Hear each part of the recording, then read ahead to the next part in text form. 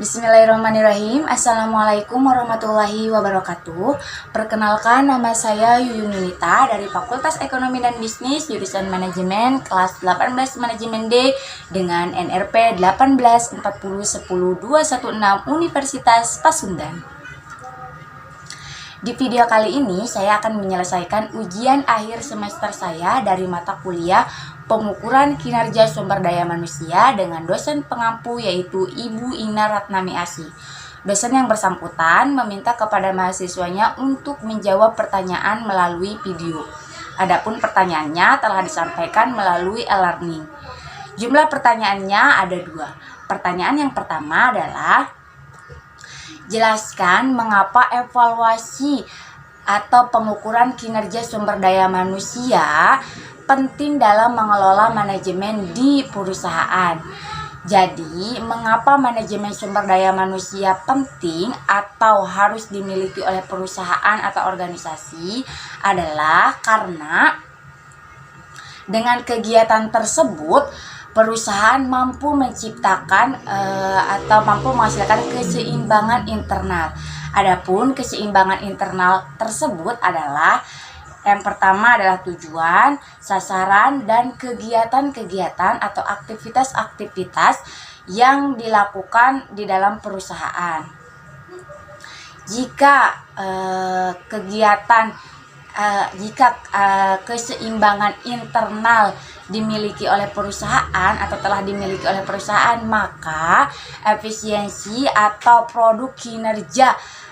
produktivitas kinerja tersebut akan meningkat atau akan jauh lebih baik. Di dalam produktivitas kinerja perusahaan tersebut akan lebih baik.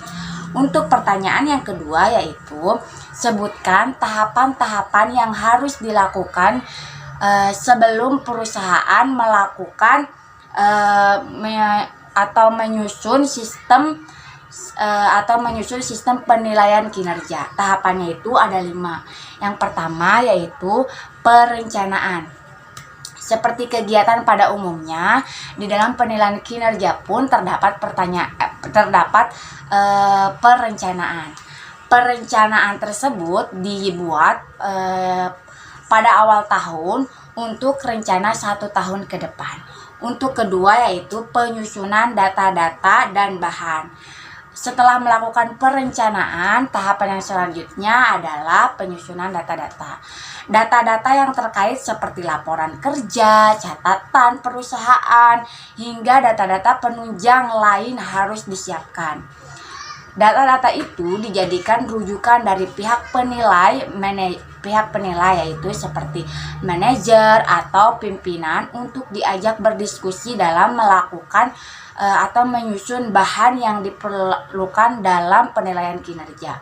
Untuk yang kedua, untuk tahapan yang ketiga yaitu pelaksanaan.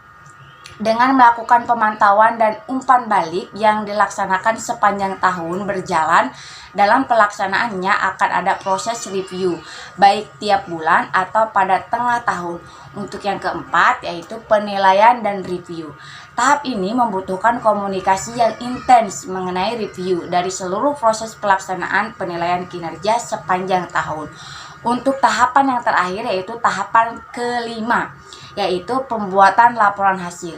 Nah, laporan hasil ini dari proses penilaian kinerja diberikan kepada setiap karyawan sebagai bahan rujukan mereka, dan karyawan harus diberitahu rencana perusahaan selanjutnya supaya karyawan bisa melakukan persiapan atau bahkan bisa memberikan sarannya.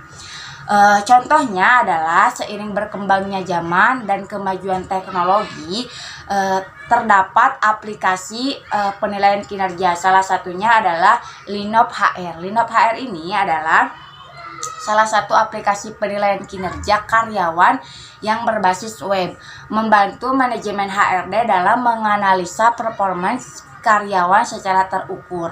Mungkin itu saja yang dapat saya sampaikan. Kurang lebihnya saya minta maaf. Sekali lagi saya minta maaf jika jawaban saya kurang tepat. Salam manajemen. Wassalamualaikum warahmatullahi wabarakatuh.